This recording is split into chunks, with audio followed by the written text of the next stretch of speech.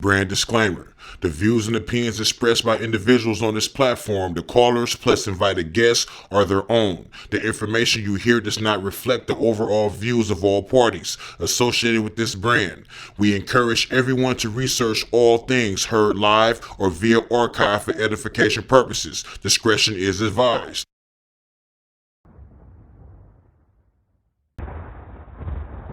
Yo, what's the word, everybody?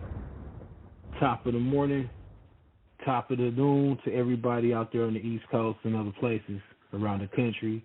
Top of the morning, top of the noon, or top of the evening to wherever you are. I'm your brother B.A. out of Sacramento, California. Decided to come on today and just do something simple and to really examine it within the scriptures. And today's title is Yahweh the Servant. Yahweh the Servant. And I figured I had been holding on to this information for a while.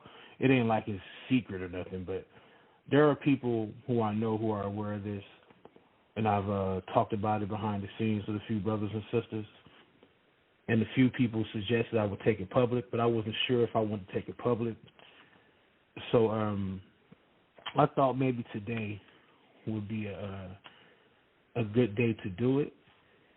And also, what has been going on socially, social media and the mainstream media with certain individuals, I feel like the stuff I'm hearing nowadays, it's more so about who I am, what I look like, instead of what is the Most High, what is His will, what is His purpose, and what does it mean when it says in the scriptures, man was created in the image of God. So, but before I go any further, I just want to make sure I can be heard loud enough. Am I good, Sal? What's up with Brett? Hey, what's going on, B.A.? You loud and clear, man. Loud and clear. I'm back up on the Man Up segment. I'm looking forward to hearing the information that you're going to put out there. So, yeah, man, let's get it. All right, for sure. So what I'm going to do first, I'm going to go into Isaiah 46, and I'm going to pick it up at verse 9. And I'm reading from the King James. I'm not just bound to the King James. I have various other sources or various other books that I like to read from, or translations rather. But I'll just for now, at this moment, I'm gonna read for the King James. And it reads, Isaiah 46, verse 9. And this is what it says. Remember the former things of old, for I am God, and there is no other. I am God, and there is none like me, declaring the end from the beginning, and from ancient times things that are not yet done, saying my counsel shall stand, and I will do all my pleasure. I'm going to stop there for a second. So no matter what and how we feel, the will of the Most High will always be done. Not the will of the secondary, which for those who call themselves Israel or Christians or whatever you kind of personify to call yourself. It's the Most High's will that will be done, His will. But He also said, in earlier in the verse 10, declaring the end from the beginning. And this is something you can go back and do some research on. And for my Hebrew linguists who are listening, because I know there's one listening in particular, and she gets on me about mispronouncing certain Hebrew words.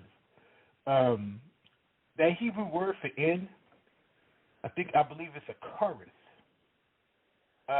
It also means the point or the goal. So let's read that.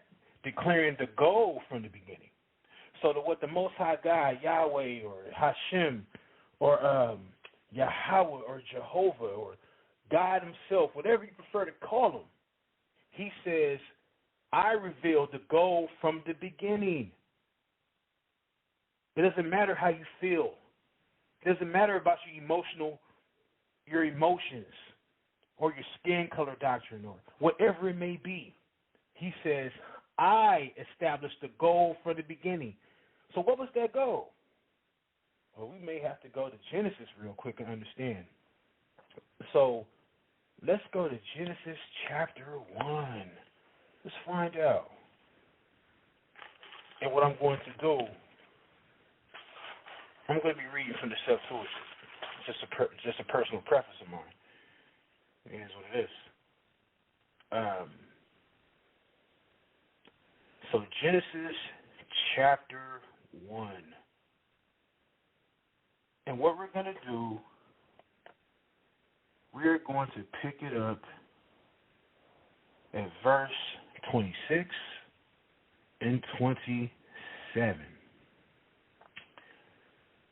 And it reads, "And God said, let us make man according to our image and likeness, and let them," stop.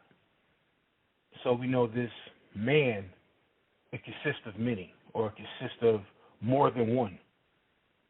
Because he said, let them. So let's keep going.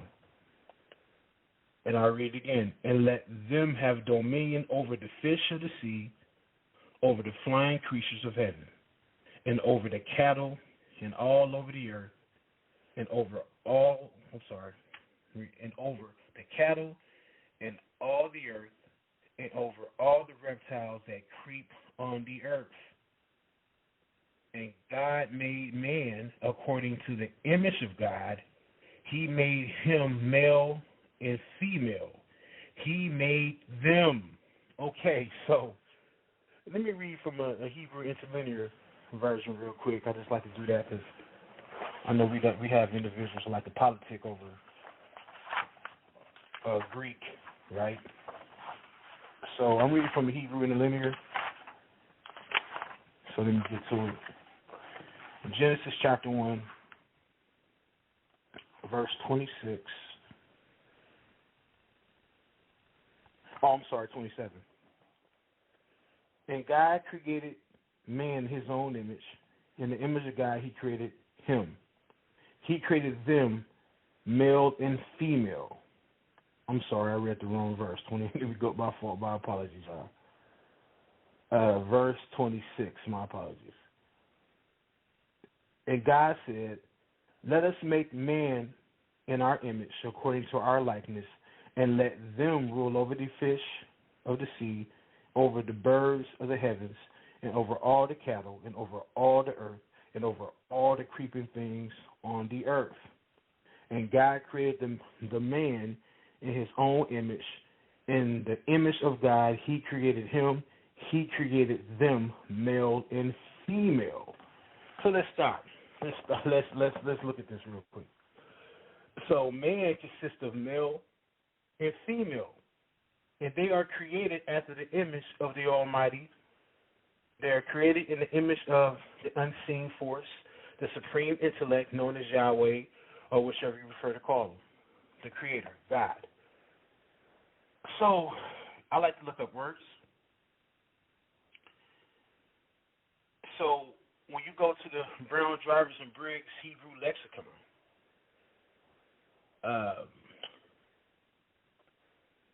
it says in 198 in the Brown, Drivers, and Briggs, it says for image. I'm sorry, my apologies.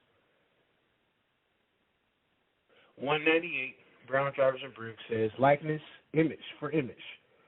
It says likeness, similitude, or external appearance, something appeared, let them have dominion over the earth. So these human beings, man, because it consists of two, and then when you look at that in Hebrew, it just simply means human beings. So, or the human being, rather. So we have these two individuals, and they're created in the image of the Most High, male and female. It also says he created male and female. So let's go to these definitions in the Hebrew. For male, the Hebrew word is zakar. And you can look this in the concordance, 2142. Check this out. This is for the male. To mark or to be recognized. To remember, mention, mindful. We see there is an act or a function in the root of this word. So in the root of this word, it's an act, it's a function, it's something, some type of movement, some type of function, some type of movement. When you go to lexicon, Brown, Jarvis, and Briggs, it's 269. It says, remember to recall to mind as affecting present feeling, thought, or action. Remember past, present. These are acts and characteristics of a priest or a servant. Priest, what does a priest do? A priest provokes you to remember, to recall, to remind you. These are acts of a servant. Same thing with a priest. Isn't that interesting? Let's go to female. When you go to the concordance, the Hebrew word, the number is 5347 for those who are taking notes. So I want to go back and look it up because people have told me, I got to make sure you have to give me the number because you could be making this up. I actually heard someone say that before. That's a whole other conversation. So it says from the root 5344. The root, it means, well, check this out. So, I'm sorry, 5347 means female. Woman or nequiba for my Hebrew linguists. I hope I pronounced that right. If not, you can just beat me up when you get back at me personally off the record. But it's from the root 5344. The root means to puncture, perforate, with more or less violence. Figuratively, to specify, designate, libel, curse. Express, blaspheme, name, pierce, appoint. Let's look at, now before we go any further, it means to puncture. So nequiba means to be, the root word means to be punctured. This is the root word for female in the Hebrew, to be punctured. To perforate with more or less violence. Zakar, the point, the woman to be punctured. Use your imagination. I'm not to go any further. But check this out. This is something I believe that when it comes to the female or just our sisters overall, there's a lot of things we miss. When you go to the Brown, Drivers, and Briggs lexicon, the number is 666D. Says depth, spring of water, perforate, pierce, scrutinize, sagacious. That's an interesting word. Defined to pierce keenly. Keen, what does that mean? Keen in a sense of perception and farsighted penetration and judgment caused by or indicating acute discernment. What does it mean to be keen? To be brave, sharp. This is in the lexicon. This is talking about the woman. Check this out. Keen, to be brave, sharp, to know, showing a quick and ardent response. Think about that. Wouldn't we classify that as a function or action of a servant? Hold on. Let me say the other word, priest. This is also a function. This is also characteristics of a priest.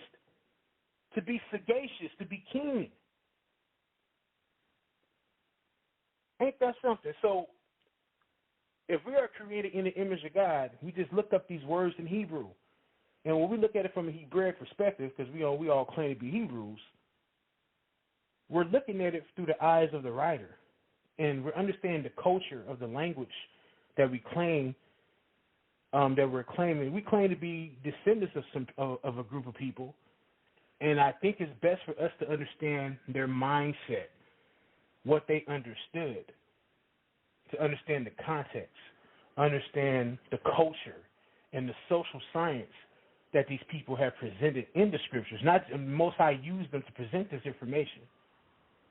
So when it comes to being a priest, male and female are to serve.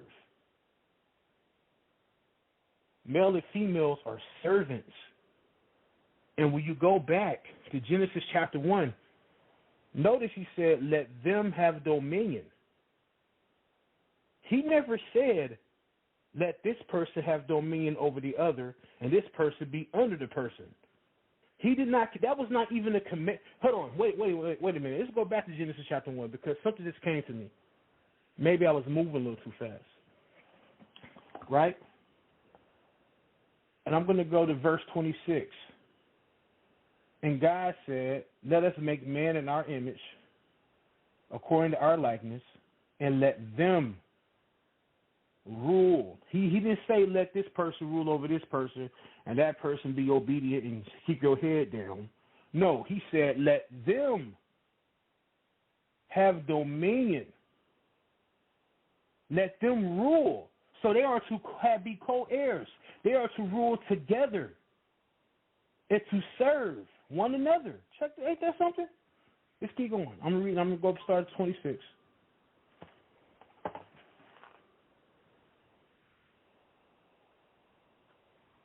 And this is what it says. Verse 26. My apologies, y'all. Forgive me. Got kind of a little nervous and everything. You know what I'm saying? Where is that? 26. And God said, let us make man in our image, according to our likeness, and let them rule over the fish of the sea, over the birds of the heavens, and over the cattle, and over all the earth, and over all the creeping things on the earth. Let's keep going. Well, hold on. Before we go to verse 27 again, do you guys know that was the first commandment given to man? A lot of people will skip down and said, oh, be fruitful and multiply. That wasn't the first commandment. The first commandment, I'll read it again, verse 26. And God said, let us make man in our image according to our likeness and let them rule over the fish. He said, and let them rule. That's the first commandment right there. Let them rule over the natural resources of the earth. You are to be stewards. You are to be people. You are to protect. You are to rule in righteousness. The first commandment was, let them have dominion over the earth.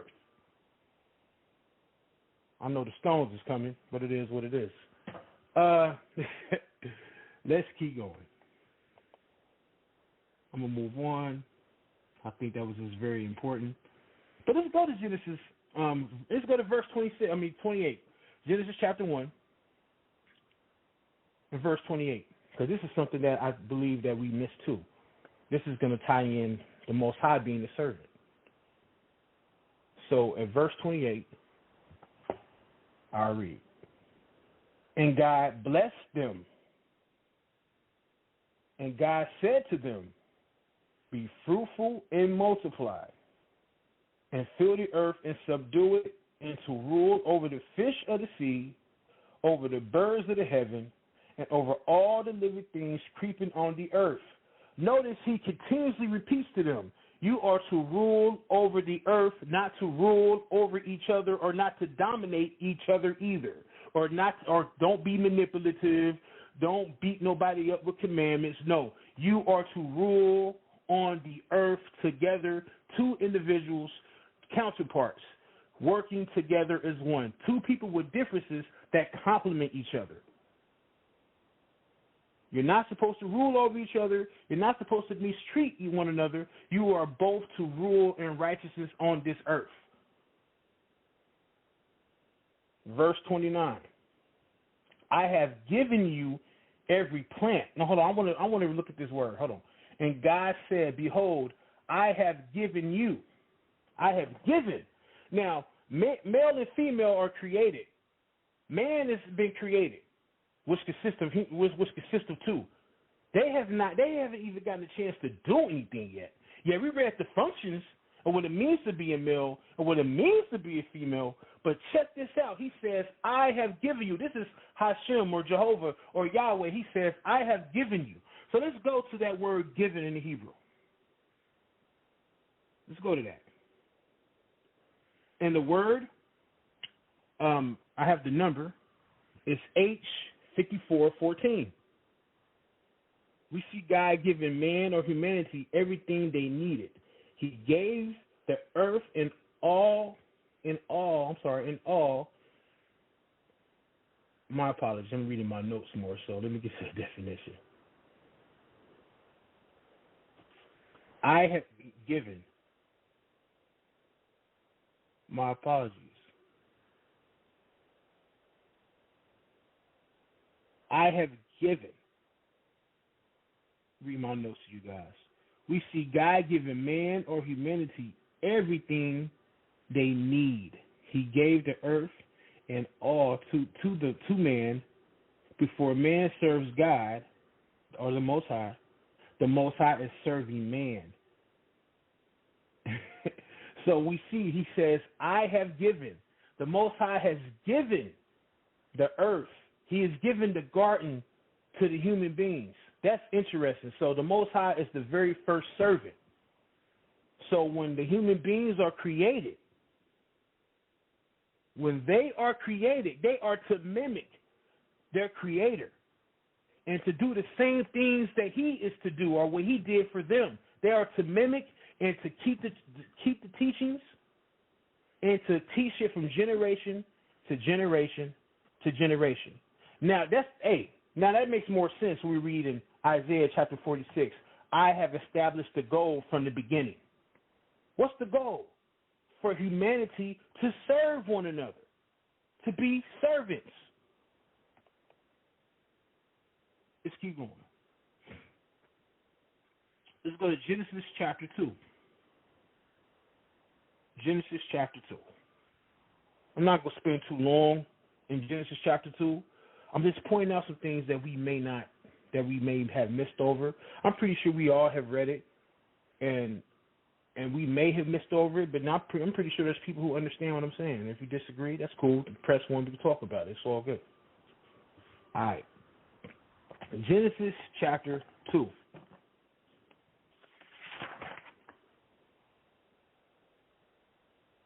And we're going to pick it up at verse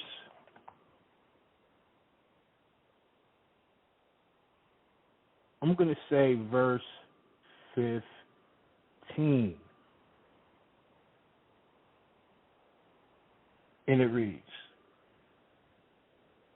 I lost my place. Okay, here I go. And it says, and this is a translation, but I'm pretty sure you guys will understand the point. And Jehovah God commanded the man. No, I'm sorry, that's before. Hold on. No, that's not what I want. Okay, my apologies. I'm skipping ahead of myself.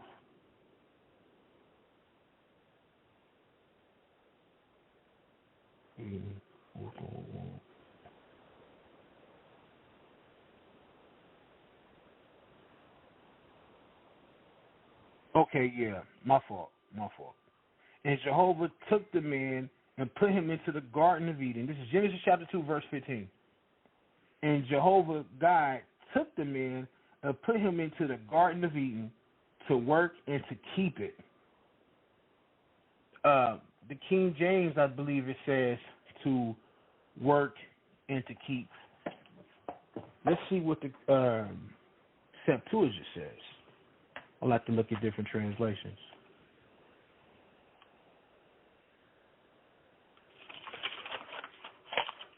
And it reads in the Septuagint. And the Lord God said, no, that's the next chapter. My apologies, y'all. I'm simply jumping ahead of myself here. And okay, here we go.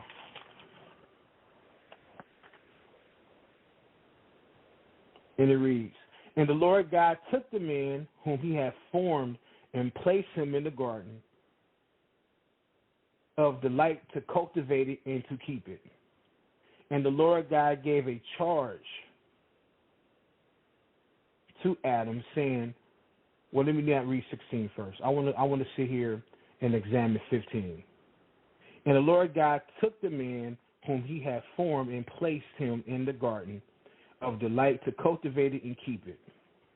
That's what the Septuagint says. But I want to look at these words in Hebrew. And we're going to look at work and to keep it, or to work, to dress and to keep it, rather. But the Hebrew word, and the number is H5647. The Hebrew word is abad.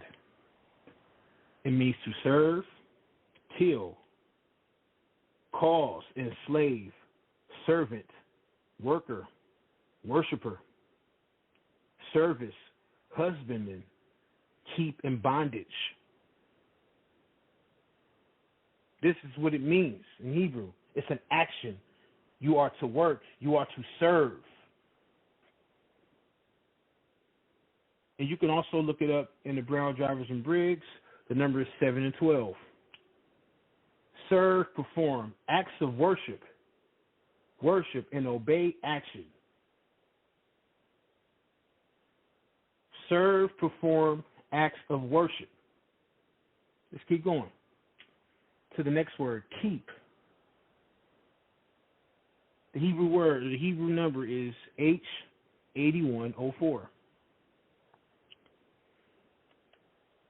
Shema, to hedge, about, guard, to protect. To keep watch, to keep, tend, watch over, retain, and take care of. Also in a lexicon, the number is 1036A. Keep, have charge of the garden, property, and trust. Keep, watch, preserve, oversee. So what we see here, overall, we see when the Most High put the human beings in the garden, they are to dress, they are to keep it, they are to work, they are to protect it, they are to be obedient and to do the work and to protect. To protect.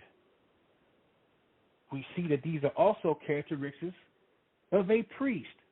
And this was set up before the Levitical priesthood. We see these actions with the Levites, but this is before the Levites. We see the same characteristics of what a Levite would do in the temple given to Adam and Eve, or to humanity, because we got people who say only Israel was given the oracles. No, humanity was given the oracles. Humanity was given salvation first, and salvation is something that they are supposed to keep and teach it from generation to generation. Unfortunately, humanity didn't, so the Most High had to set apart a nation of his own to establish his will, and that became Israel, and we know what happened after them. But my point overall, salvation was given to humanity first, and humanity consists of male and female human beings. The Most High gave salvation to humanity before they even got a chance to act. Before they got a chance to serve him, they were already given salvation. Hey, yo, Sal, I was just curious. You got anybody pressing one or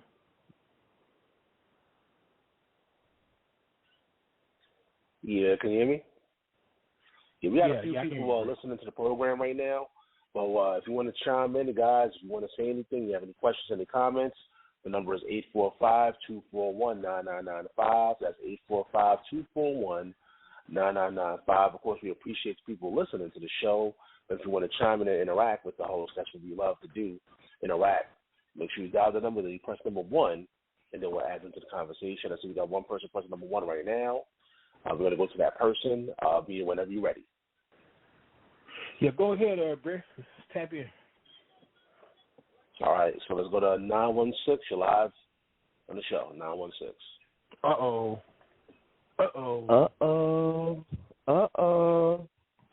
Oh, no. It is she that troubleth Israel, the Yahudim, the Jews.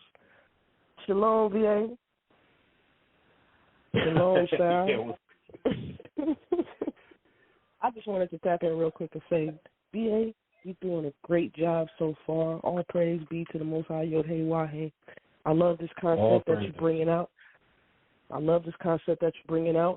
about YHWH being the first servant, and that we as humanity, male and female, were put on this earth to reciprocate that servitude to the Most High Yahweh, and then to solidify the Most High YHWH by serving one another on the earth. We are the representatives on earth of what's going on in the heavenly. So I appreciate you bringing out this lesson. You're doing a great job. Also, you're doing a fantastic job pronouncing the words. I just want to say that. Okay, yeah. Yeah, this is my critic on the Hebrew, man. This is my critic. She be drilling me. No, B.A., that's not how it's pronounced. Yeah, get some backlash of the pronunciations and all of that. I hear that. Yeah, I get it hard. Even with the Greek words, she be drilling me. You know what I'm saying? Hey, but thank you, sis. Iron sharper iron. Iron sharper iron, you know. And this is how we learn better, so we can do better, so we can be taken more seriously throughout the community. So appreciate it, B.A. That's all I wanted to say. Real quick. Well, thank you, sis, and I love you with the love of the Most High. It's all good. Appreciate you for listening. Love you too, bro. Yeah, of course, that's Shanti Doc right there. We appreciate you calling in. All right. So once again, the number is 845-241-9995. We have other people standing by. Check out the show. But press number 1 if you want to chime into the program. B.A., I'll let you know once you want to press number 1. You can continue. Okay, cool. Thank you, bro. So we see, just within the first 2 chapters, we see the Most High being a servant, and humanity, the human beings, they are servants. There's no getting around it. We see it. But let's go to Genesis chapter 3, and this is where I think it's going to get real intense, but it is what it is. It is what it is. And we're going to go to the situation. You know, at first I was going to try to examine the whole situation with Adam and Eve and the serpent, but I think I'm going to piece it up, and I'm going to point some things out. So what we're going to do, let's go to Genesis chapter 3 and verse 5. But before we go there, we understand that they were instructed, the human beings. They were instructed to not eat of the fruit of the knowledge of good, the tree of the knowledge of good and evil. We know that is a commandment. That is something they were told not to do. That's something that we understand. So let's go to Genesis chapter 3 and verse 5. But you know what? I think I want to also look at something. I'll try to be thorough. Let's stay in chapter 2 real quick.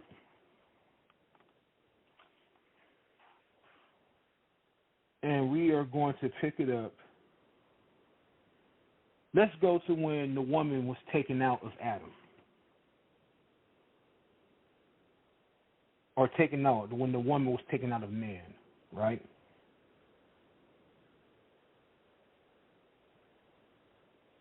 And it reads, we'll start at verse 21.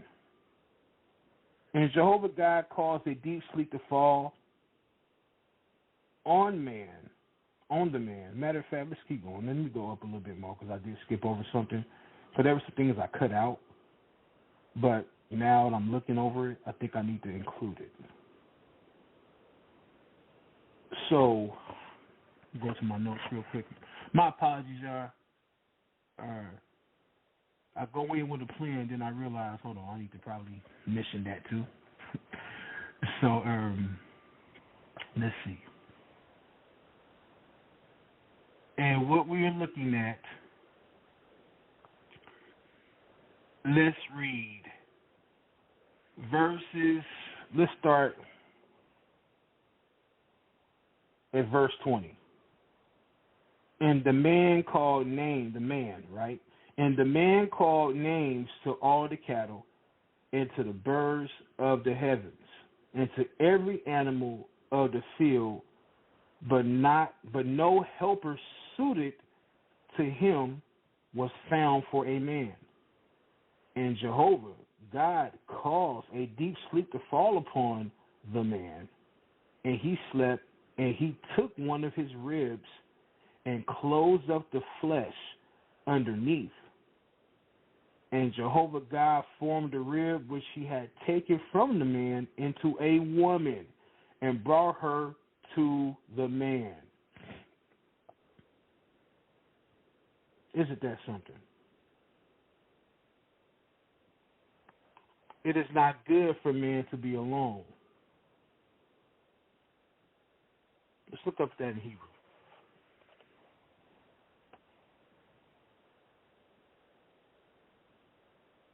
Let's look at 18, verse 18. Yeah, I should have started 18. My apologies, y'all. I'm kind of all over the place. And Jehovah God said, it is not good the man being alone. I will make a helper suited to him. Let's look at that word alone. And we have H905. And it's from H909. Means to divide. This is the root. H905. Separation of a body part. Branch of a tree. Bar for crying. Staves beside. Branches. Alone. Only strength apart beside him. In the lexicon, Brown's, Jarvis, and Briggs, 94B, for the root word, 909, calls to withdraw, separate, disunite, divide into parts, go alone, act independently. 94C, for 905, in the lexicon, separation in a state of separation alone by itself, to express the idea of by oneself alone. We now see why it's not good for man to be alone. A united body of two people and one is not good. It is not the proper uniting which is not fruitful. You have this body, this one individual, he has no one to reach out to. He has no one to talk to. He's going to have this mindset of always being independent. So something had to be taken out and brought back to him so he will learn to cherish that help, his help. You don't lord over your help. You don't disrespect your help. You don't bully your help. Because the Most High said it is a help. The Hebrew word for that is there. That is the person who is to help you and not only just to help you, but to be someone to compliment you, someone to assist you, someone to deliver you. Doesn't necessarily mean that person is God over you. No, she is to deliver you. She's your savior, your help. What I mean by savior doesn't necessarily mean that she's divine. That's not what I'm saying here.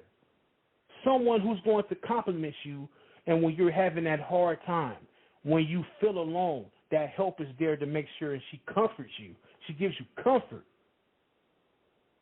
She is serving you, and in return, you serve her. I hope that makes sense. If not, we can talk about it. But now, let's get to Genesis. But hold on. It also says,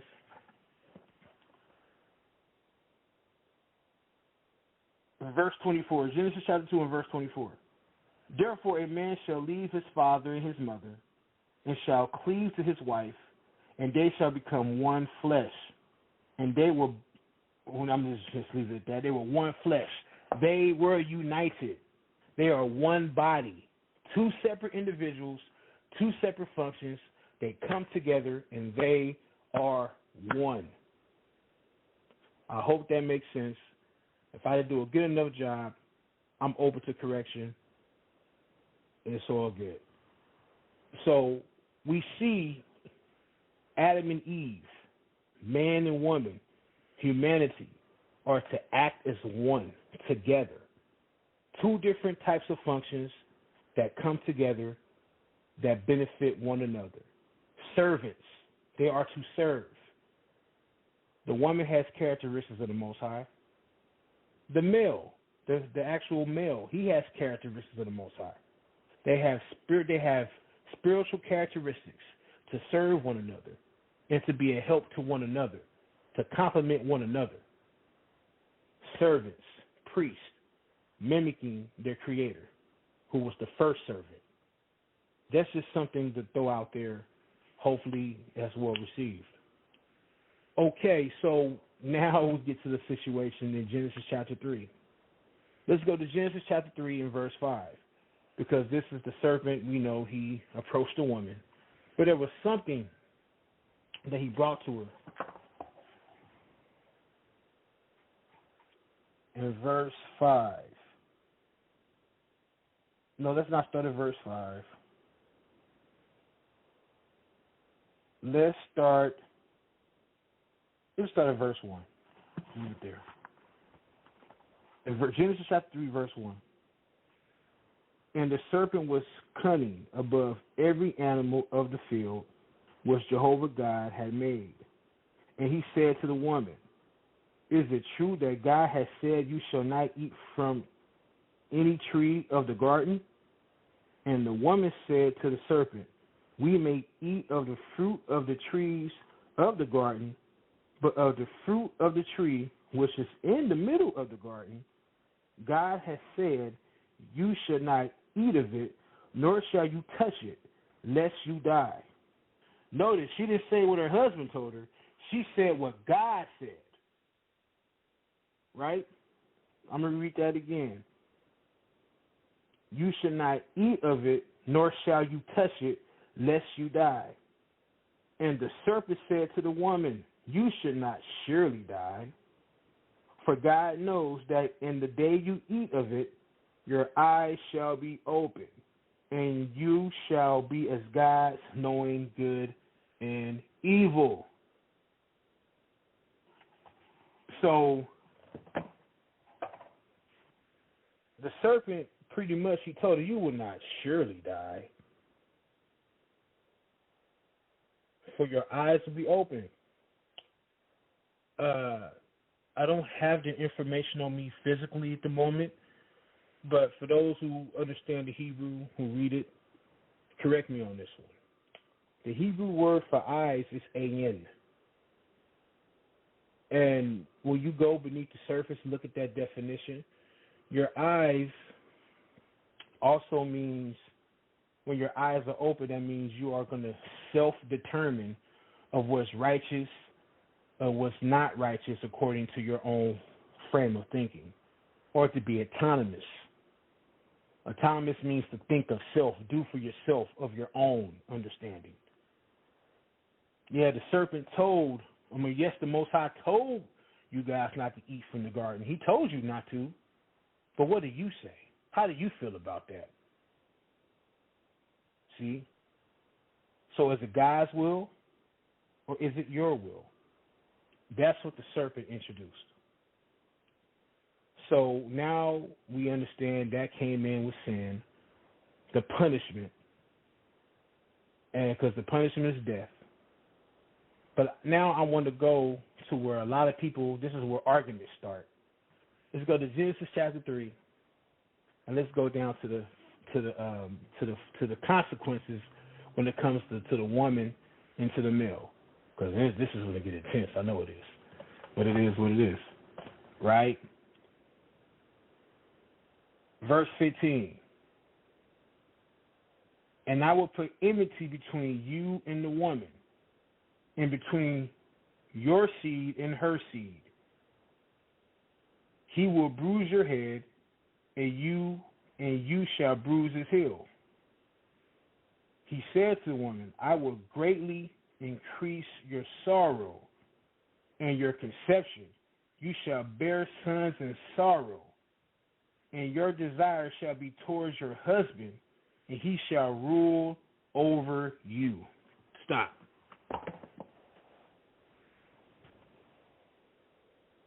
That's not a commandment. Curse.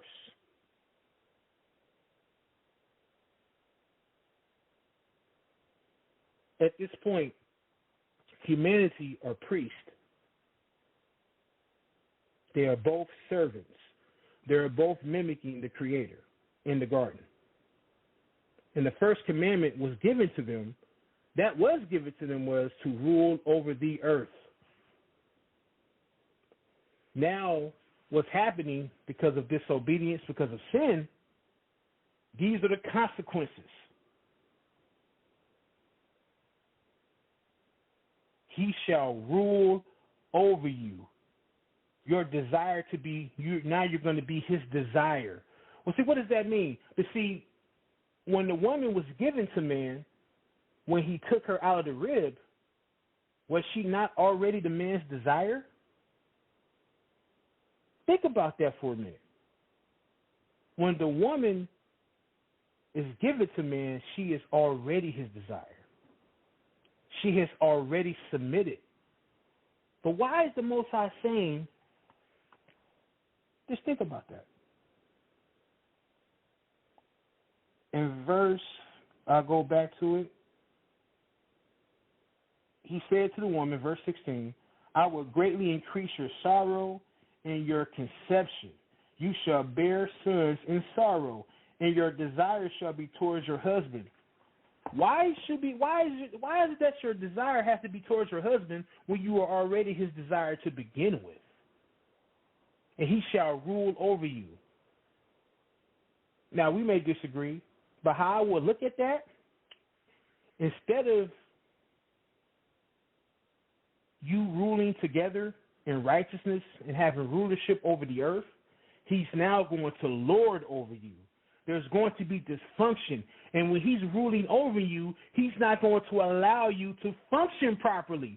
The functions and characteristics that the Most High gave to the woman, which makes her being created in his image as well, your husband is not going to allow you to properly function and fulfill your purpose. Why? Because now he's going to lord over you, and when he's lording over you, it's going to be this game of tug of war. You're trying to show and prove to him that you are his desire. Look, I'm for you. I have to always make this up. I have to always go back and forth with you. At one time, I've been in relationships in my life. I had that mentality to where I felt like I was in charge. You're going to do what I say. And I would not allow the woman or the women in my past who I would be with, I would not allow them to be a help because I was so busy dictating over them, or lording over them, telling them what to do, what they can and can't do. You being disobedient. Listen to me. I'm in charge. That's a curse.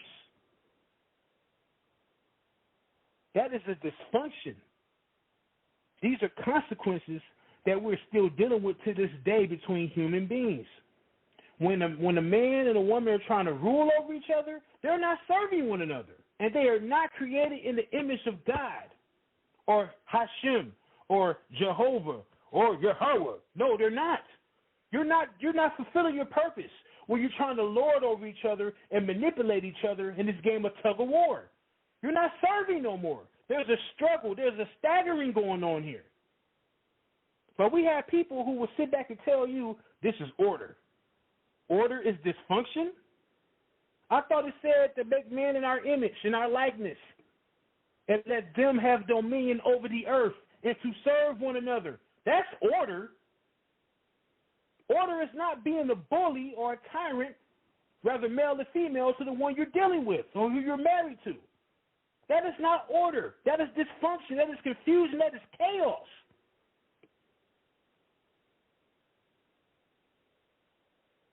Hey, yo, Sal, man, everything good so far? You got anyone interested to press number one, or I'm going to keep going? Just want to make sure. Yeah, B.A., you can keep going. Nobody press number one at this time. Once again, y'all can chime in, guys. The number is 845-241-9995. We appreciate you guys tuning in to the Man Up segment of Debate Talk for You. But whenever you want to chime in, guys, simply press number one, and I'll bring you into the conversation. But I'll let you know, B.A. I got you. All right, for sure. So this right here is a curse.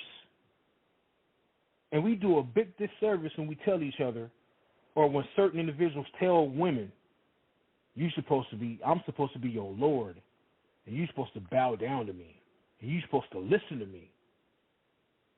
and you're supposed to submit to me. A woman has already submitted when she has chosen you. Naquiba means to be punctured. That's the Hebrew word for female. It means to be punctured. When the Zakar pursues or when he puts forth knowledge, he is submitting. When the woman receives it, she's been punctured. That's submission. That's in the Hebrew language. But we claim to be Hebrews. We claim to have all the understanding, but we don't see that.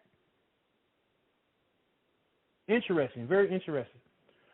So I want to go into more depth of God or Yahweh or Yahweh or Hashem being a servant. So let's go over to Genesis chapter 12.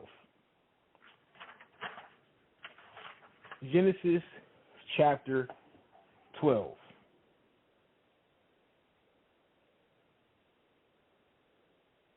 And it reads, I start at verse 1.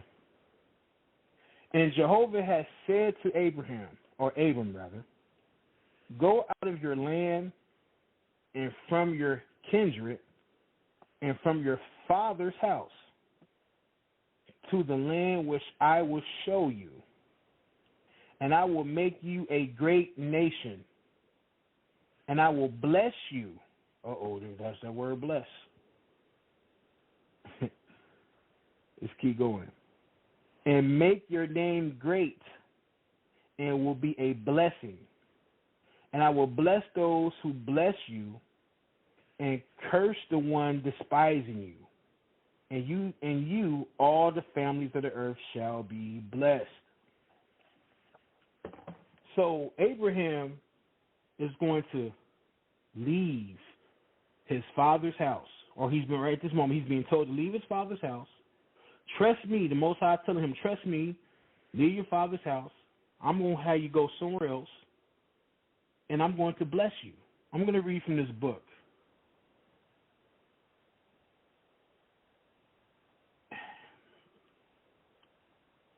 Let me see, hold on. The name of this book is The Hebrew Story of Abraham and Isaac by Eli Lezorkin Elzenberg, right? And this is something that he points out. And it reads, I'm reading from page 7 in this book. And this is what he says. God promised to make Abraham into a great nation. This Hebrew phrase is significant. Goy Gadol, literally big or great nation, as you may know. Hebrew places adjectives after nouns, not before as in many other languages. So while in English we say big nation, in Hebrew it is Goy Gadol, nation big, the plural of the Hebrew. But there's something very important I want to point out. Often, word for nation is goyim, often translated as Gentiles, the other nations. In Hebrew, the word bless, barakah, if that makes any, for those, forgive me, which is related to the word for knee, barika. The meaning might therefore be connected to bending the knee, possibly implying rendering service to someone. If so, one possible interpretation of this verse in Genesis chapter 12 and 3 could be, I will serve those who serve you. Wait a minute. Hey, this ain't far-fetched, because we see Yahweh doing this in the beginning to the human beings, to humanity. He gave humanity everything they needed. He blessed them. He served them. I'm going to read that one more time, right?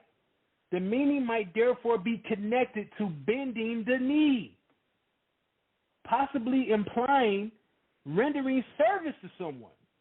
If so, one possible interpretation of this verse in Genesis chapter 12 and verse 3 could be, I will serve those who serve you. To serve implies doing good to someone, which in turn results in a benefit for the recipient. That's very interesting. So let's look at that again. Genesis chapter 2. Chapter 12. My fault. Yeah, I got to stop getting too hyped. In verses 3 or verse, we'll just read, right? Verse 1. And Jehovah said to Abram, go out from your land and from your kindred and from your father's house to the land which I will show you. And I will make of you a great nation, and I will bless you. So he's telling Abraham, leave your father's house. We know the situation with his father's house and certain other historical sources. So I don't have to get into that. But what he is saying here, leave, trust me, and I will serve you. Check this out. And I will make, your father's house to a land which I will show you. And I will make of you a great nation. I will bless you and make your name great. I will serve you and make your name great. I will serve you. I will bless you. I will serve you. Do what I say, and you will be served. So automatically, Abraham is being told, just leave your father's house, listen to me, and guess what? I'm going to serve you. There was something in Abraham that the Most High saw that caused him to speak these words to Abraham. The Most High God, Yahweh, a servant. And I'll read the rest of it. And I will bless you and make your name great, and you will be a blessing. And I will bless those who bless you, and curse the ones despising you, and you and all the families of the earth shall be blessed. So not only will you be served, Abraham, those who listen to you, those who follow you, this great nation of people that come out of you, that not only will I be blessing you, serving you, I will be serving them.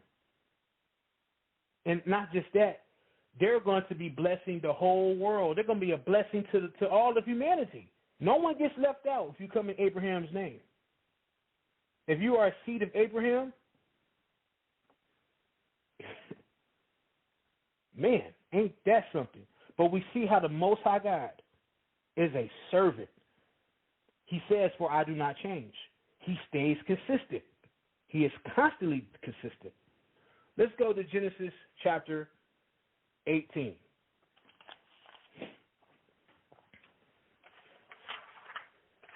Genesis chapter 18.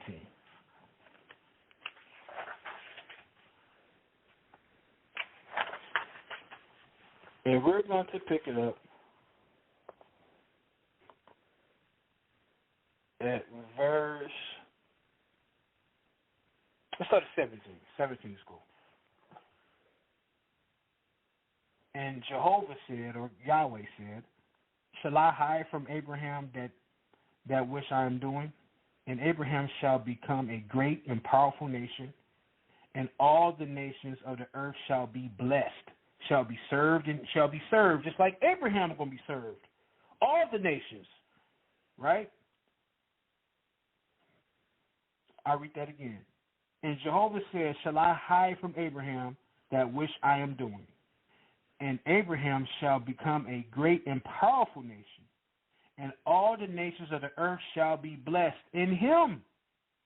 For I have known him, so that whatever he may command, his sons in his house after him, even they may keep the way of Jehovah to do righteousness and justice. Righteousness and justice. That Hebrew word to know means yada. It also means to have a personal. The Most High says, for I know him. That means when the Most High says he knows you, that's a serious situation. That's a serious matter. That's big business. That means when the Most High says, for I know him, the Most High already knows. Abraham is faithful. He is loyal because I've blessed him. He has served me. He's done all these things. And why? Because Abraham and the Most High had a deep, intimate relationship. Yada means to have a relationship, to have a deep, intimate, personal rapport. And the Most High and Abraham were friends. They communicated. They talked. They had a relationship. They communicated. It was intimate.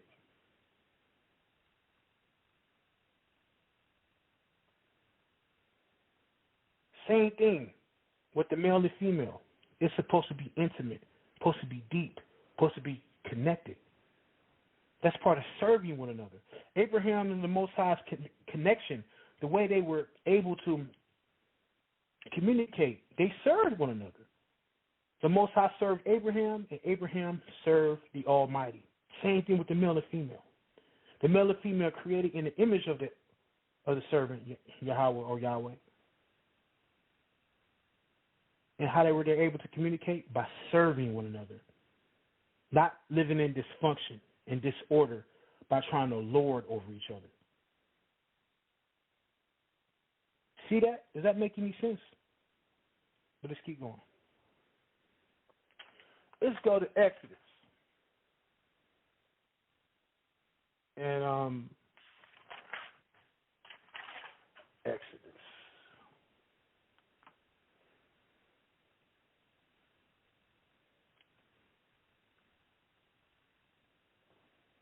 Let's keep going.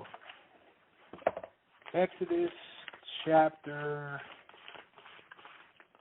3.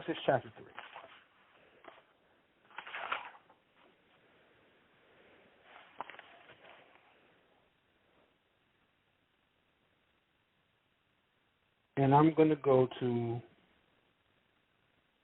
let's pick it up in verse 4.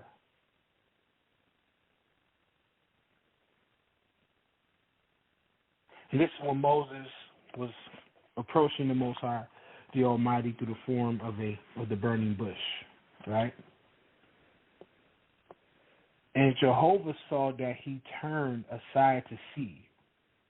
And God called to him from the midst of the thorn and bush and said, Moses, Moses. And he said, I am here. And he said, do not come near here. Pull off your sandals from your feet, for the place on which you are standing is holy ground. And he said, I am the God of your fathers, the God of Abraham, the God of Isaac, and the God of Jacob. And Moses hid his face, for he feared to look upon Jehovah. And Jehovah said, I have certainly seen the affliction of my people who are in Egypt.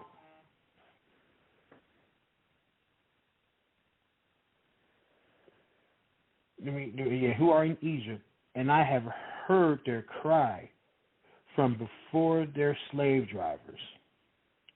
For I know, let me read that one more time. And verse 7.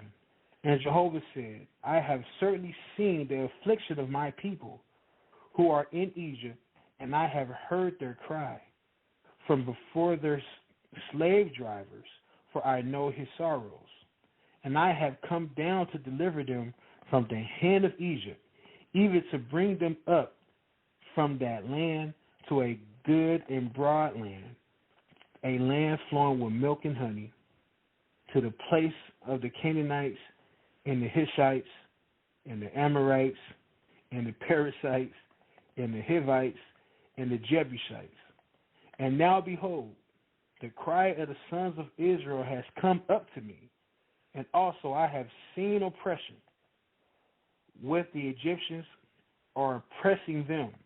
And now go, and I will send you up to Pharaoh, and you will bring my people, the sons of Israel, out of Egypt.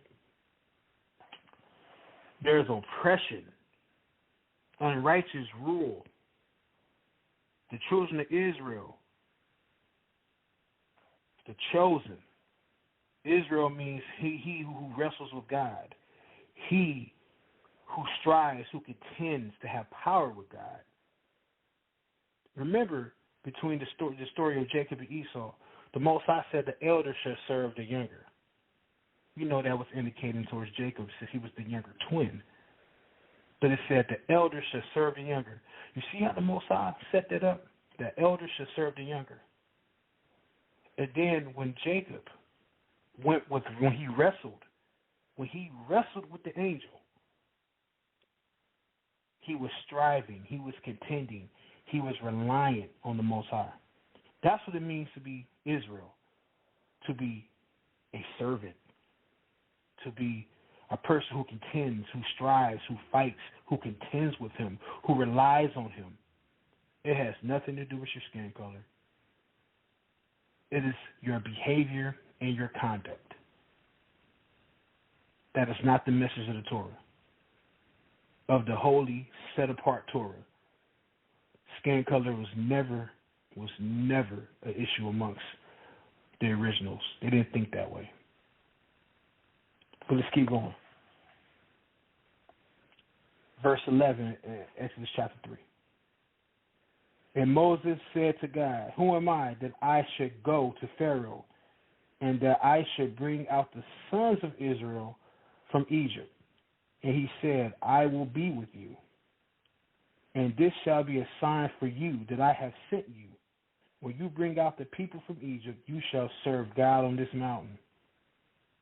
And Moses said to God, behold, I shall come to the sons of Israel and say to them, the God of your fathers has sent me to you. And they will say to me, what is his name? What is his name? What shall I say to them? And God said to Moses, I am that I am. And he said, you shall say this to the sons of Israel, I am has sent me to you. And God said to Moses, again, you shall say this to the sons of Israel, Jehovah, the God of your fathers, the God of Abraham, the God of Isaac, and the God of Jacob, has sent me to you. This is my name forever, and this is my title from generation to generation. When you read in the Septuagint, it says, I am the being. The Most High says, I exist since you. Existence is since you. I am that. I am the being, the servant. When you see Moses go into Egypt, when you read the 10 plagues, what do we see? Egypt, the empire, being destroyed. It was a powerhouse back in those days. Egypt was a powerhouse, an economic powerhouse. The Most High used Moses to come in there to do his bidding, his will. When you look at the plagues, what was the Most High doing? Notice how Israel, the people, his ones the ones who he made a promise to, the descendants of Abraham. These are the people that he made a promise. The Most High promised Abraham that he will remember his children and his descendants. But what's very important here is that the plagues that the Egyptians suffered, Israel didn't suffer none of those plagues. They were served. So before Israel even gets released and go into the wilderness, what's happening to them? The Most High God is serving them. Before these people get a chance to agree to the covenant, the Most High God is serving them. Even when they came out of Egypt, remember when they first came out, they could have walked and took a shorter distance into the promised land. But the Most High said, these people's hearts are far from me. I'm going to take them into the wilderness. I'm paraphrasing. Even then, he was serving them. The Egyptians went after them, and what happened? The Most High did a display and destroyed the Egyptians. Even their hearts were far from the Most High. They did not even believe. They were, even before they made the covenant, the Most High was serving them. Before Exodus chapter 18, 19, and 20, and so forth. The hardness of their hearts was there. But what did the Most High do? He was still serving them. Serving. He does not change. And he was keeping his word to Abraham, Isaac, and Jacob.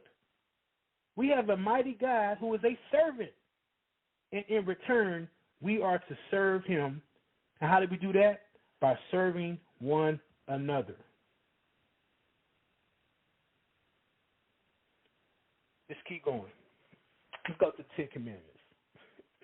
Let's go to the Ten Commandments. And after that, I think I'm going to just wrap it up after that. Take some questions and wrap it up. I don't want to be on here too long.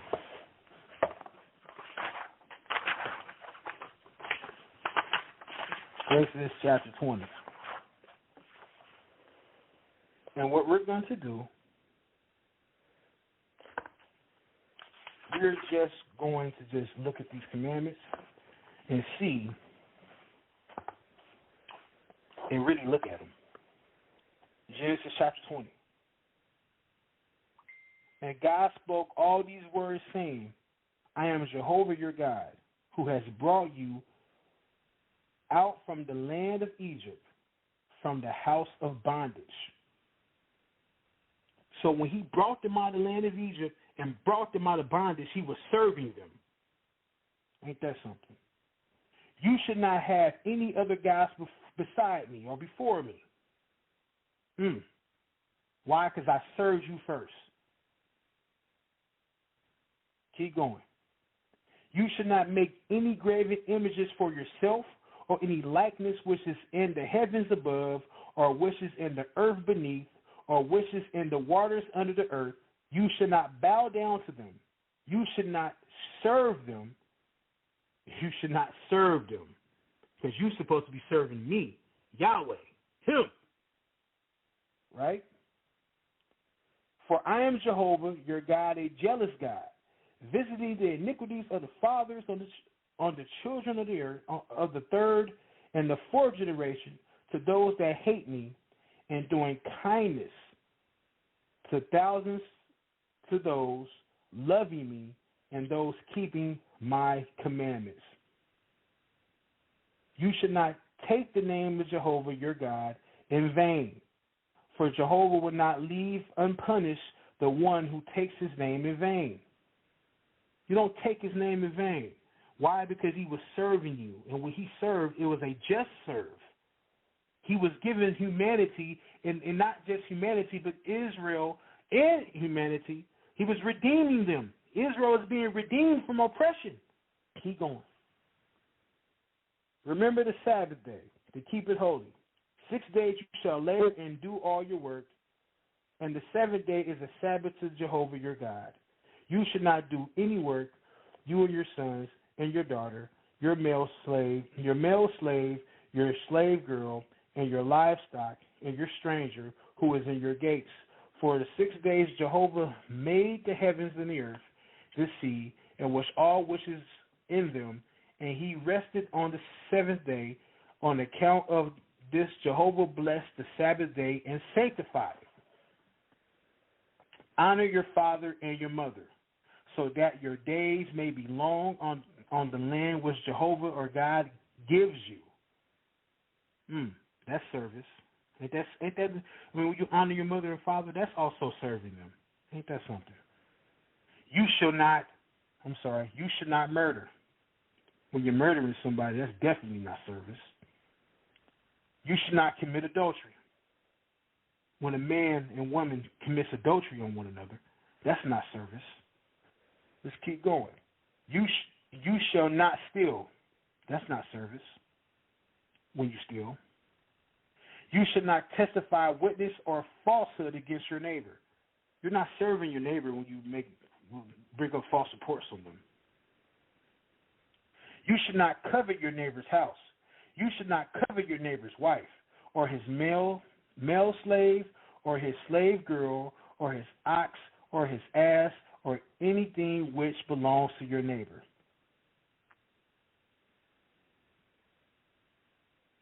The commandments are acts of service. First with the Most High, and how we display that we belong to the Most High by serving one another. Israel, a nation of priests. They always say, oh, we're a nation of priests. Well, guess what you're supposed to be doing? You're supposed to be serving. You are to mimic your Creator. Since everything started with you, like a lot of us like to say, since it starts and begins with you, you're supposed to be serving now. Man, yo, Sal, what's good? You straight, or we got anyone else to chime in and wrestle and fight with me for a little bit, or what's up? Nah, nobody want to fight with this one, man. I think it's pretty much straightforward, you know. But once again, the number is 845-241-995. And that's a great lesson. I appreciate you coming on and bringing on the information, man. I left some of your Facebook contact in case people want to reach out to you in the comment section if they have any further questions later on. It's going to be on YouTube as well. So we're looking forward to the people that's going to interact and chime in on this one. Yeah, man. I'm actually kind of surprised. Normally it turns into a fight sometime. But it is what it is. And I think I'm going to wrap it up. And I think I've been consistent in showing that our God is a servant. I honestly believe, and I am convinced that this is supposed to be a continuation. We are supposed to be serving people. Again, it started with humanity. Then from humanity, it went to Israel. With all this stuff on social media, with all this stuff on two certain individuals of some type of who have prestige. I ain't going to say their names because we've been saying their names long enough. So these two prestigious individuals said some things. And what's very disappointing to me is that a lot of our people they have this boldness, this type of behavior to really run and go tell, yeah, we Israel, and we this and we that. Nah, it should have to take two people who really ain't really rocking with the Most High to give you some type of encouragement to brag and boast about who you serve and who you are. And we ain't supposed to be boasting anyway. But overall, I understand that being conscious of who you are is very important, but it's how we go about it. And every so often I'll sit back and I'll watch and I'll see the content of individuals. And there's certain posts that I see. There's certain platforms I hear with panels of people. And the content I've heard as of late is very disappointing because we're not making the primary, which is the Most High. The Most High is our primary. We rely and fall on Him. Just because we identify as Israel and we are black people, that does not change anything. Brand disclaimer. The views and opinions expressed by individuals on this platform, the callers plus invited guests, are their own. The information you hear does not reflect the overall views of all parties associated with this brand. We encourage everyone to research all things heard live or via archive for edification purposes. Discretion is advised.